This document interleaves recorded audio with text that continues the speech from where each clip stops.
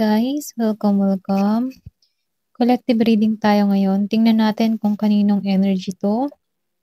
Pwedeng sa'yo at pwede rin sa person mo. Be open-minded po, hindi po halos lahat makaka-resonate kaya piliin nyo na lamang.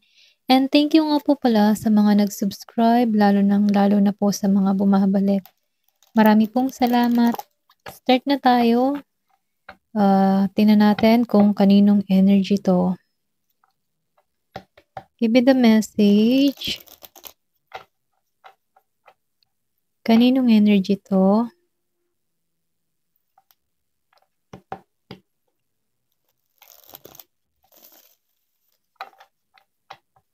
Give me the message. Kaninong energy to?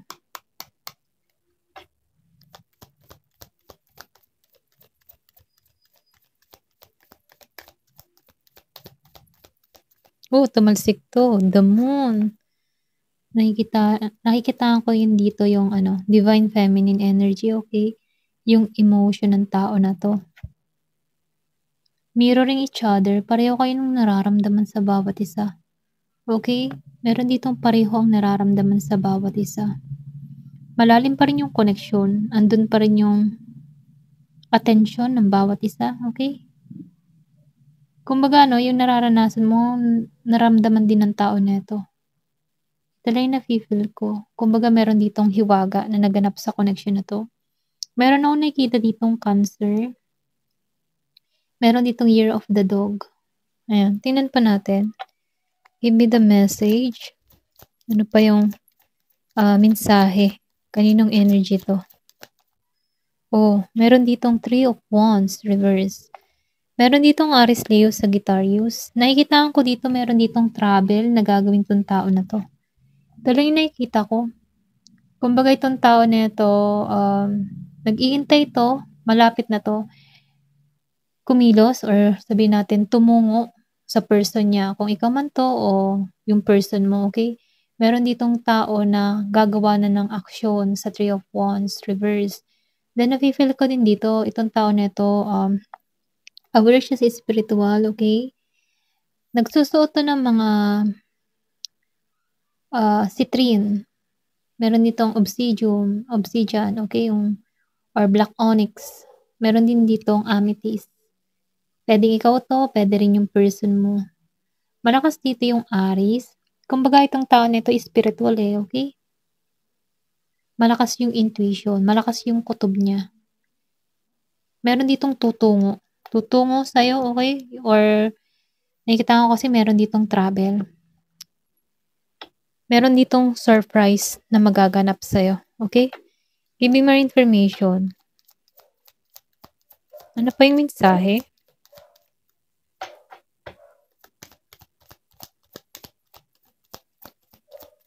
Kung meron ka mang person na Aries, okay? Nafe-feel ko, malakas yung intuition niya.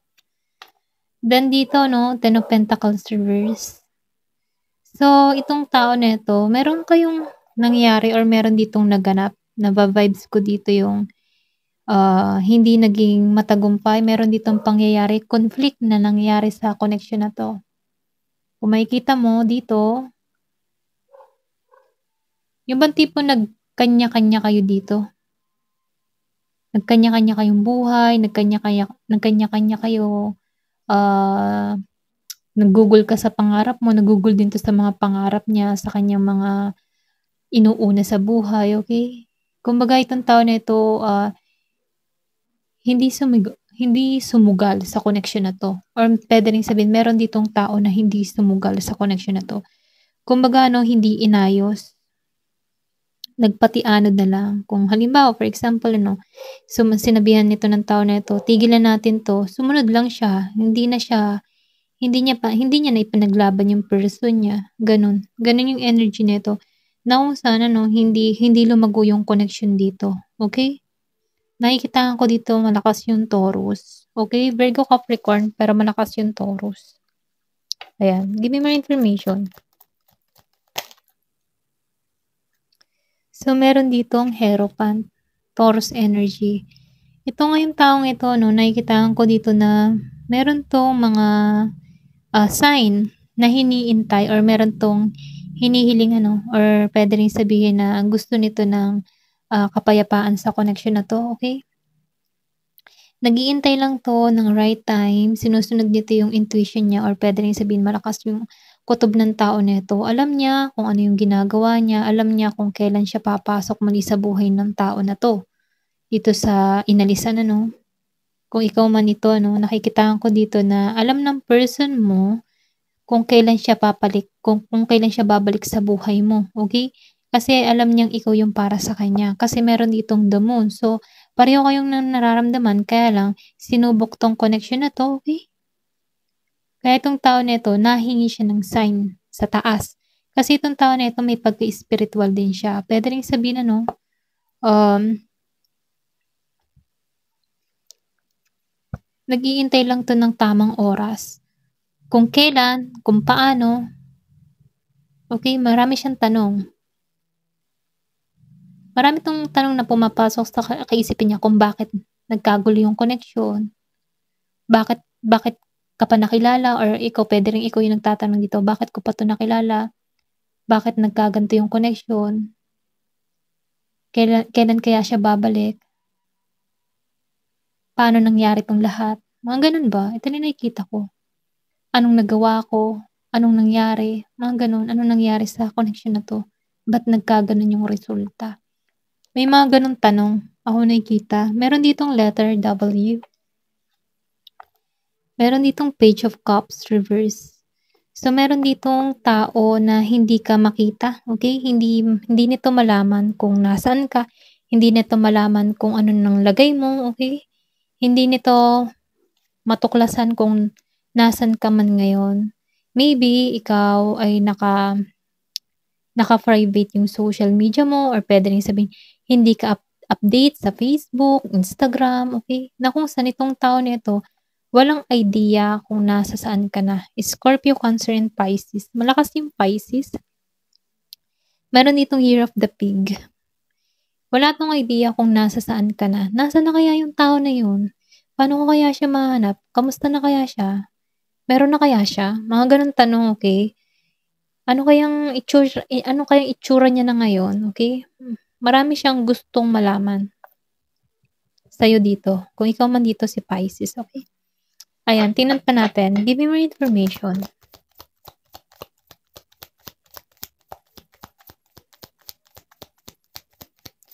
Kaninong energy 'to?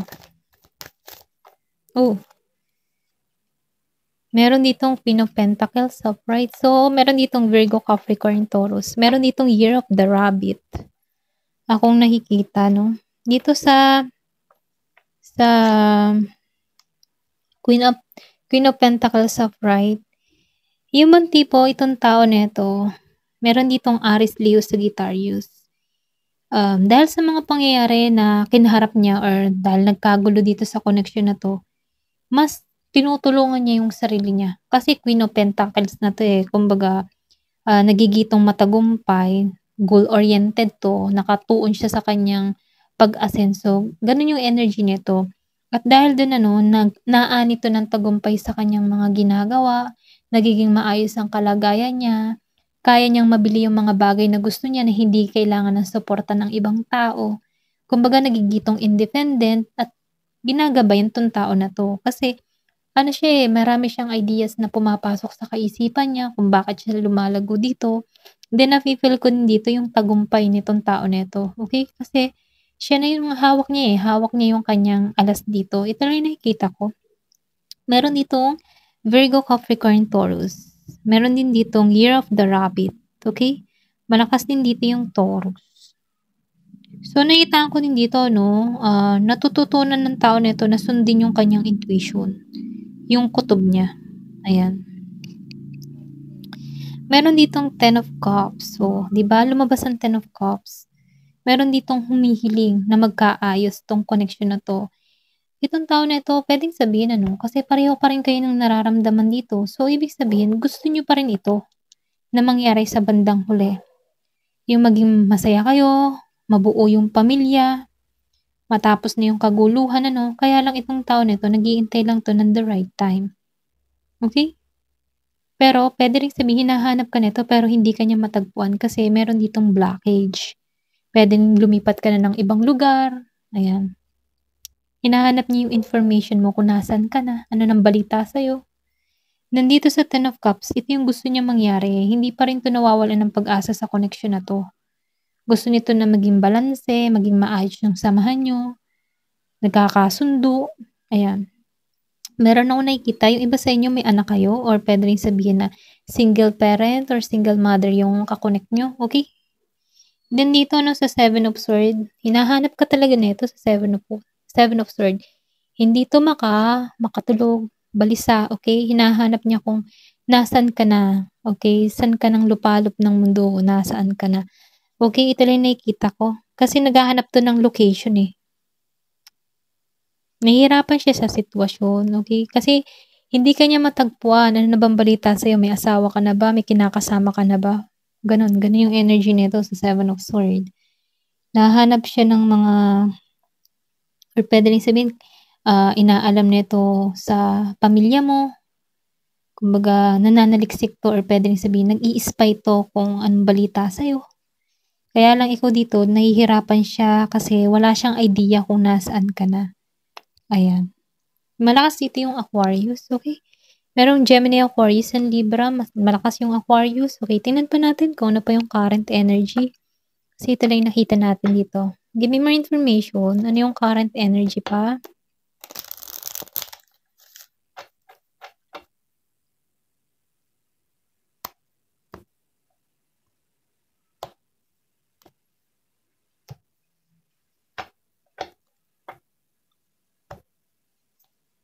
Okay, Nine of Air, reverse, and Seven of Fire. So, nakikitaan ko dito ang Gemini, Aquarius, and Libra. Then, Seven of Fire upright. Aries, Leo, Sagittarius. Malakas yung Leo. Then, Gemini. Meron ditong naka-moving on na sa sitwasyon, okay? Kumbaga itong tao na ito, puwedeng ikaw 'to, puwedeng energy mo 'to, naka-moving on ka na sa sitwasyon. Kaya lang itong person mo, nakikitaan ko dito sa Seven of Wands, may pagkilala na nangyayari sa'yo, eh. Kumbaga, malakas yung attraction mo dito. Maraming, nagkaka-interes sa'yo or puwede ring sabihin na may pagbabagong nagaganap sa'yo kung bakit maraming nakakapukaw sa'yo ng atensyon. Yung iba sa inyo malakas yung sex appeal or malakas yung alindog, appeal sa opposite sex, ano, ito lang nafi-feel ko. Meron ditong Two of Earth reverse and Three of Earth. So, nakikitaan ko dito, meron ditong Virgo, Capricorn, Taurus. So, itong tao na 'to, nakakaramdam 'to ng hindi balanse sa sitwasyon, ano.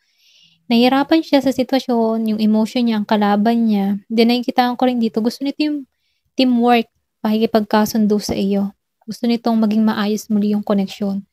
Kumbaga 'no, yung tipo na babalik siya sa buhay mo na walang nangyari. Gusto niya yung, kalimutan na natin lahat, yung in past, magsimula muli tayo. Gano'n yung gusto niya, ayaw niya ng ungkatin yung mga nangyari sa kasalukuyan ano, gusto na nito yung pagbabago. Gano'n yung energy nito 'no. Meron ditong Eight of Water and Queen of Water reverse. So, itong tao na 'to, pasensya na may tumawag lang. Sinagot muna natin, okey. Dito na tayo 'no sa Eight of Water reverse and Queen of Water reverse. So, itong tao na 'to 'no, meron dito na Scorpio, Cancer, and Pisces. Nakikitaan ko dito yung tao nito, hindi pa rin 'to lumalago, okey. Ito lang yung nakikita ko, wala pa ring transformation na nagaganap sa kanya. Kumbaga, nahihirapan pa rin 'to sa sitwasyon. Hindi 'to nakakatulog. Then yung isa naman dito, nakikitaan ko dito na inalisan na 'to, eh, kumbaga pumaling na 'to sa ibang direksyon. Puwedeng ikaw 'to, mas tinutuon mo yung sarili mo sa ibang direksyon or sabihin natin na mas pumupukaw sa yung atensyon yung pagbabago, kailangan na magbago, kailangan ng tanggalin 'to, itong past na 'to, mga gano'n ba yung energy mo dito? Kumbaga, mas priority mo dito yung, ikauunlad mo, okey? Tingnan pa natin dito 'no. Wow, the Sun.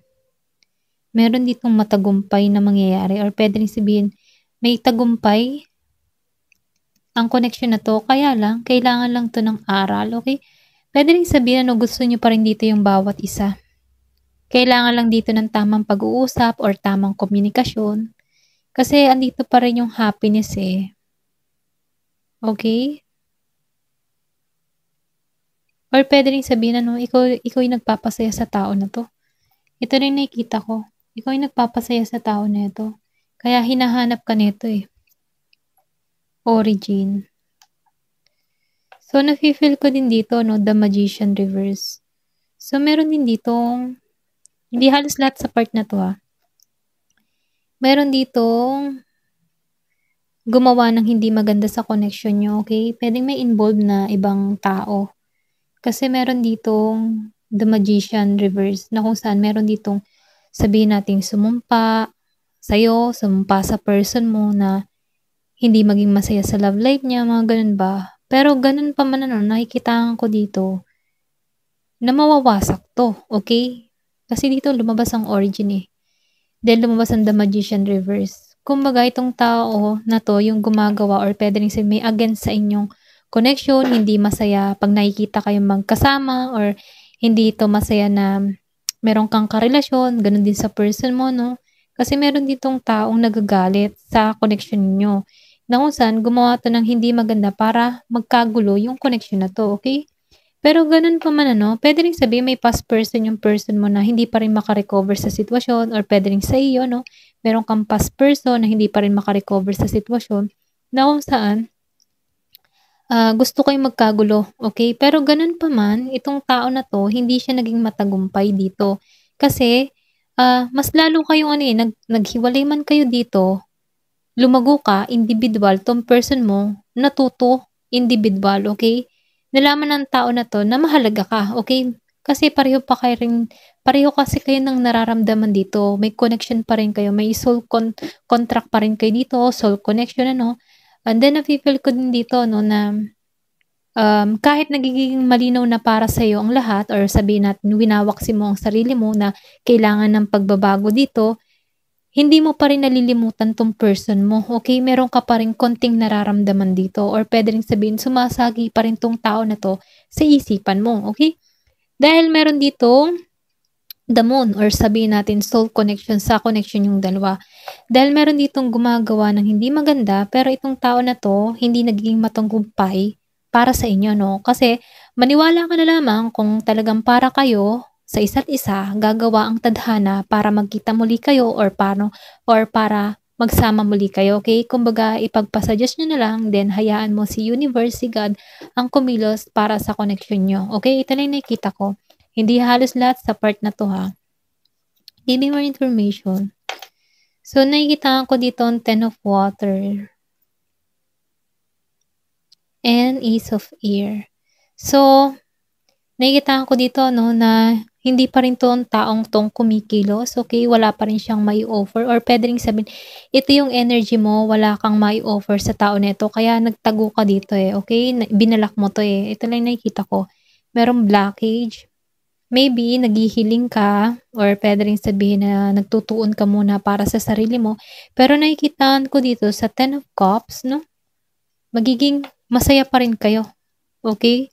Meron dito pa ring pagkikitang muli or sabihin natin meron ditong hindi inaasahan. Puwedeng sabihin na pag-crossin pa rin ang landas niyo ng tao na 'to, okey, sa hindi inaasahan. Ito lang yung nakikita ko. So, Page of Fire. Kasi itong tao na ito, ikaw pa rin yung kanyang ano, eh, ikaw pa rin yung kanyang yung I mean ano, malalim pa rin yung nararamdaman ng tao na ito. Kumbaga, nakikitaan ko dito na ikaw at ikaw pa rin. Nakikitaan ko rin dito 'no, may pagka-young energy 'to, masayahin, energetic, fun, or puwede rin sabihin ano, madali 'tong nakaka-move on kasi sinusunod niya yung kanyang intuition, eh. Ito rin nakikita ko sa Page of Fire. Independent 'tong tao na 'to, okey? May pagka-adventure, puwede ring sabihin ikaw may pagka-adventure ka.